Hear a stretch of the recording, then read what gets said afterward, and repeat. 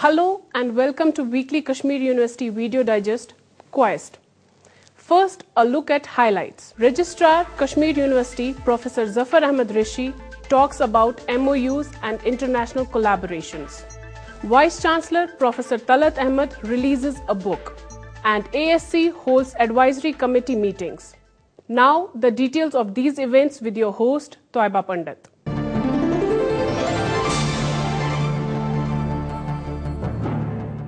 Recently, University of Kashmir and University of Johannesburg had a meeting at Vice Chancellor's Secretariat. During the meeting, both the universities discussed the collaboration possibilities and scientific cooperation between the two institutions. Both the universities agreed on signing Memorandum of Understanding. Quest team talked to Registrar Professor Zafar Ahmed Rishi about MOU being signed with the University of Johannesburg. Recently, Professor Hasina Mori of University of Johannesburg was here in the University of Kashmir. She is a medical geologist, which is a very upcoming area of research. She delivered a lecture to our students and our faculty members. And then during that lecture, a lot of interest was generated. And it was felt that we should basically have a long-term association with the Department of Geology in particular and the University of Johannesburg in general. In that direction, we thought that it is very important for us to enter into a sort of a memorandum of understanding with Johannesburg University. Initial steps we have taken. We had a meeting with the visiting Professor Hasina. Professor Rishi said that both the universities have identified various areas of research and education for the collaboration, and soon they are going to sign MOU with them. We somehow desired that we need to have a collaboration with the Johannesburg University in different areas of their specialization. During the discussion, somehow we realized that they have a strong group of geologists there, and then particularly medical geology, which is a very new area. We do not have an expertise in this area here in our university. We identified certain teachers here who would collaborate, who would work or who would feel interested to work in the field of medical geology. We have been given to understand that Johannesburg University has a very strong group of medicinal plants as well. And incidentally, in our university also, teachers and students in departments of botany, in departments of biotechnology, biochemistry, Center of Research for Development, they work on medicinal plants, and it is basically a very good opening for us to collaborate with this institution so that we are able basically to take this research to the newer heights. We asked Registrar what is the significance of these MOUs and why are they signed? I must tell you that the importance of signing MOUs with these universities is that nowadays the scale at which you conduct your studies matters a lot.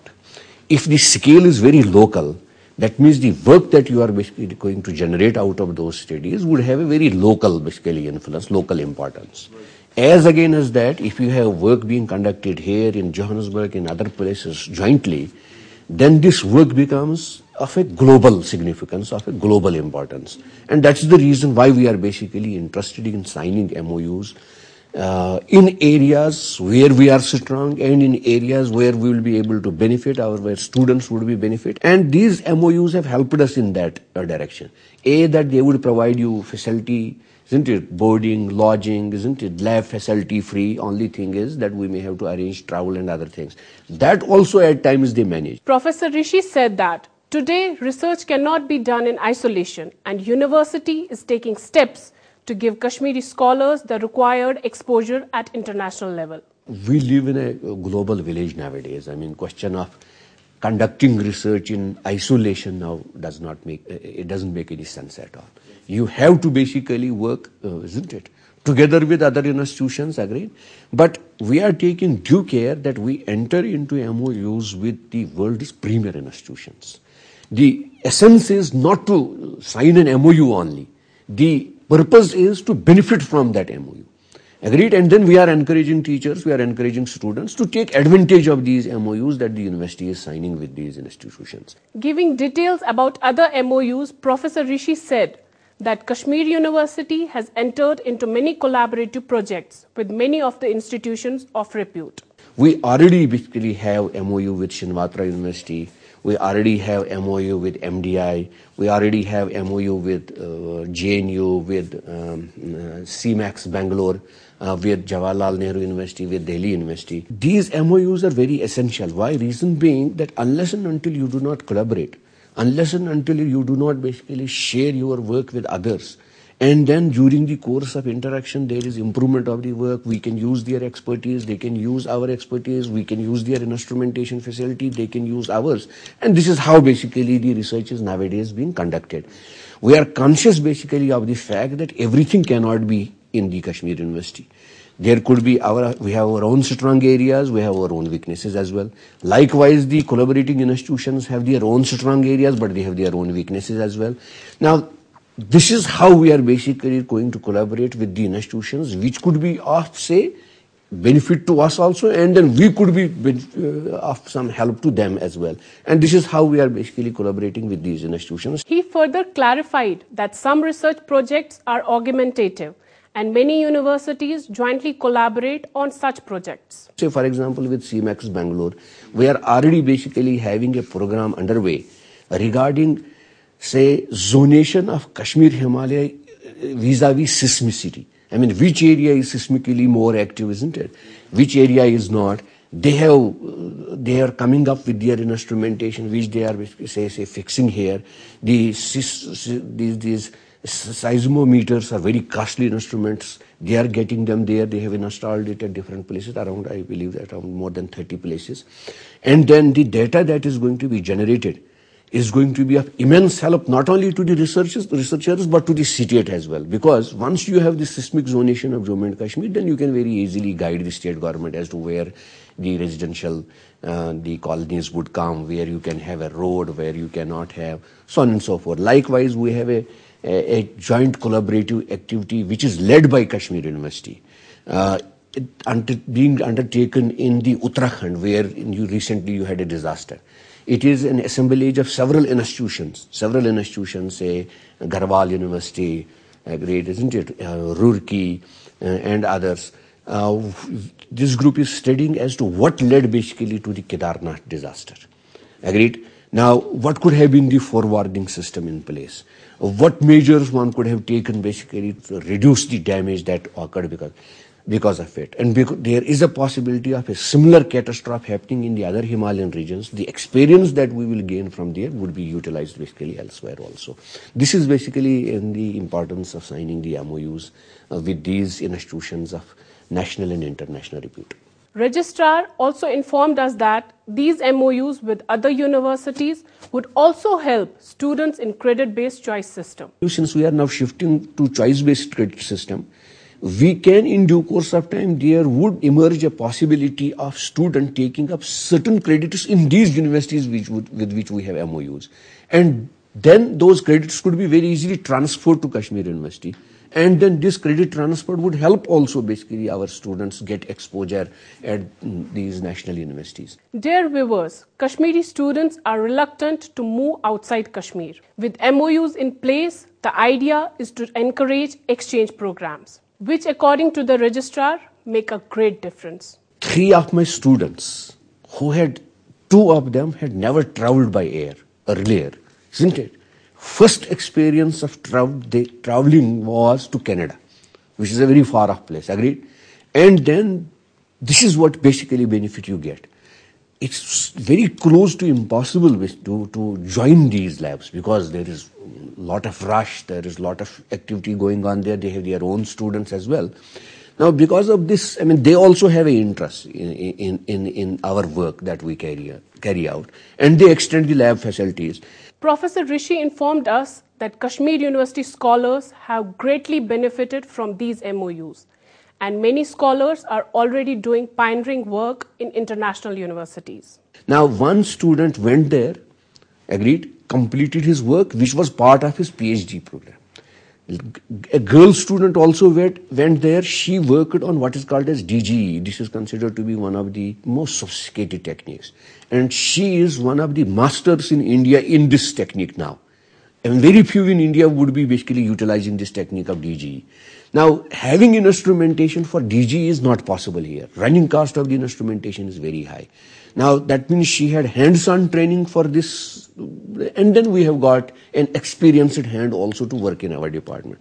Then recently, one of my students who had joined for his PhD program came back after 9 months, right? And then has done work which is considered to be very revolutionary type of a work he has done, which would find basically, say, a place in very premier journals. And then this collaboration has resulted in 5 to 6 publications also, and then one of the publications has found place basically and has been accepted for publication in a journal called New Phytologist, which has impact factor of 6.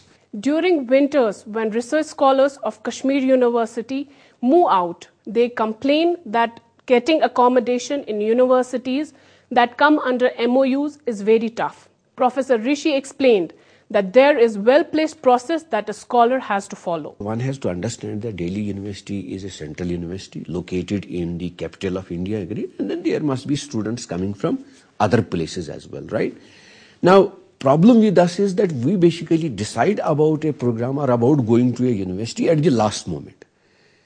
What happens is that we have to actually say somehow plan a visit in advance, and so that we are able to take up this issue of accommodation, isn't it? Availability of lab, availability of instruments with the host institution in advance.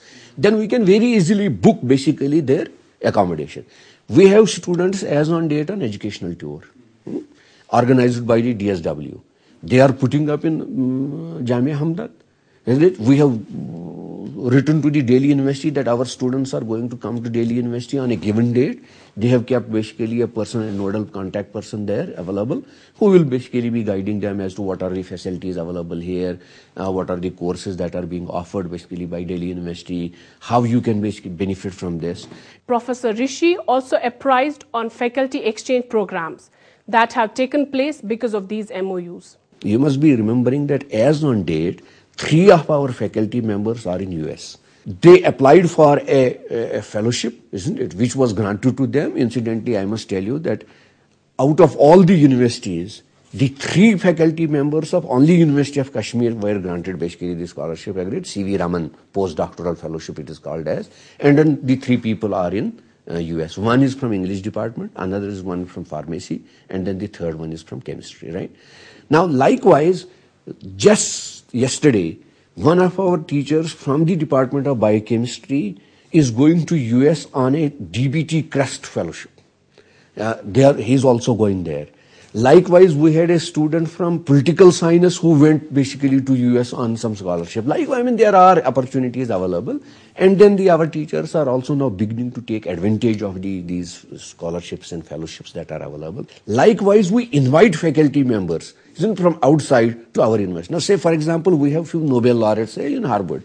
We would basically like to have a grant so that we invite those Nobel laureates here and make them interact with our students, isn't it? And then the level of basically interaction, isn't it, is, say, at a higher level. Isn't it? This would help basically the institution, this would help the students as well. The MOUs also have a provision for joint supervision for MPhil and PhD degrees. A student from Kashmir University can take a supervisor from Delhi University as well, very easily.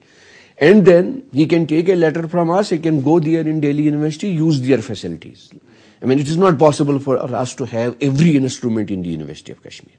Say, for example, we have some instrumentation of this Geological Survey of India in Lucknow. They have the world-class laboratory there.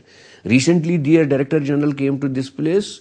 There is some understanding between them and us that our students can very easily take their samples there and they can get them analyzed. I mean, these are big things that are happening in the university, and these basically, in these revolutionary measures or revolutionary steps, our revolutionary research is being carried out only because we have entered into these MOUs with these leading institutions. The university is in the process of signing more MOUs with other international universities to benefit scholars and faculty in particular. Recently, we submitted a proposal to the state government under this RUSA, what is called as Rashtriya Uchtar Shiksha Abhiyan. It was very well appreciated by everyone. We have created a provision within that RUSA proposal, what is called as Institutional Development Plan, for funding For the faculty, invitation to say faculty members from other universities to this place, and second, a sort of a postdoctoral fellowship basically for our students to other universities. As on date, we do not have any provision for our students in the university for postdoctoral research work. We have written a proposal wherein we are requesting them to provide us certain grants, wherein we could provide grants to our students so that they go outside. In the first instance, we are trying basically our level best to sign MOUs with the India's as well as international premier institutions, right? Where our students can very easily go, where grants are available, where high-end instrumentation facilities available, which could be very easily utilized by our students, and then this mutual collaborative activity would ultimately deepen in our university. It will take roots, and then ultimately it will become a sort of a routine, which is basically our goal, that every department, every teacher, every student must have basically some collaborative activity going on with somebody who is a stalwart in that area. That is how the research grows. That is how we plan basically to take this university forward.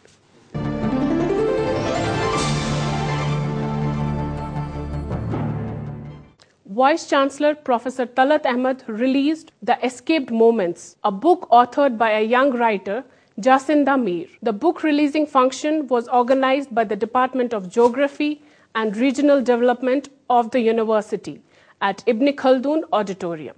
Speaking on the book release function, Professor Talat Ahmed, while lauding the young author, hoped that many more young ones would take cue from it and author their own books. This is one very good step that Jacinda has taken, and I understand she's writing another book, and I look forward that many other friends of her will also start doing that, because from now you can.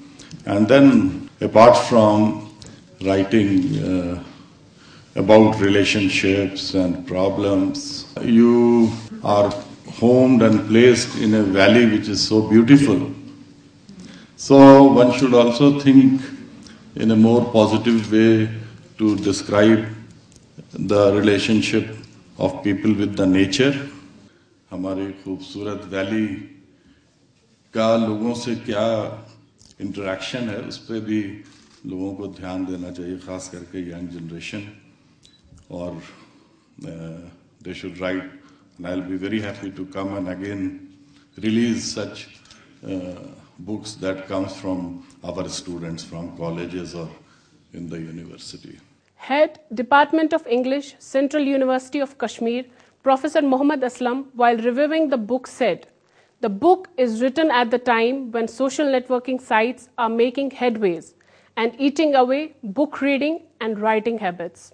It is about the way computer wizards of today find more friends on the net than in their homes and localities. They confide more in them than they would in their parents, especially mothers. It is about parents who cannot find time to take care of their children because they remain busy with earning money. It is about stepmom phenomenon or perspective that shapes the home in a different way than an original mother.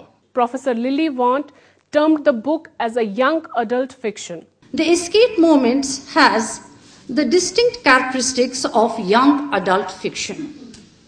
Rendered in the first-person narrative, its subject matter and storyline are in conformity with the age and experience of an adolescent protagonist. Also referred to as problem novels, the theme in young adult stories, as in The Escaped Moments, revolves around troubled teenagers confronting coming-of-age issues. Principal Manu, College of Teacher Education, Srinagar, Dr. Bilal Rafiq A. Shah said, "The book goes beyond the usual romantic fiction." At the heart of the story, there's a muffled scream, and this muffled scream is the symptom of sickness, and sickness intimately connected with the prevailing situation in the family of Atira. The author has put together a unique combination of conflict and innocence that takes the reader step by step through this entire process. The book conveys a message for all the sections of society, parents, teachers, as well as the youth. Sharing her experiences on the occasion, author Miss Jacinda Mir said that she wanted to write something that is not cliched. I think you cannot take it like a strong generalization because, I think for certain children, teens especially, life isn't quite a cakewalk. They have got issues as well.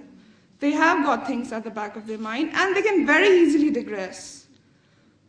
Because that's what actually I have seen as a teenager that I was. Our protagonist of the book, Atira, is one such teen again.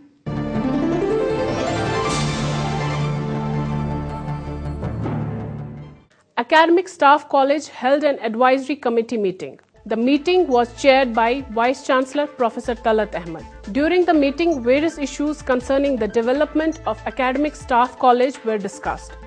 Professor Talat laid emphasis on making optimum and effective use of information technology in providing state-of-art services to the participants and resource persons, attending various orientation, refresher and short-term courses. The meeting also discussed some other issues, including the future expansion plans of Academic Staff College and courses to be conducted during the year 2014.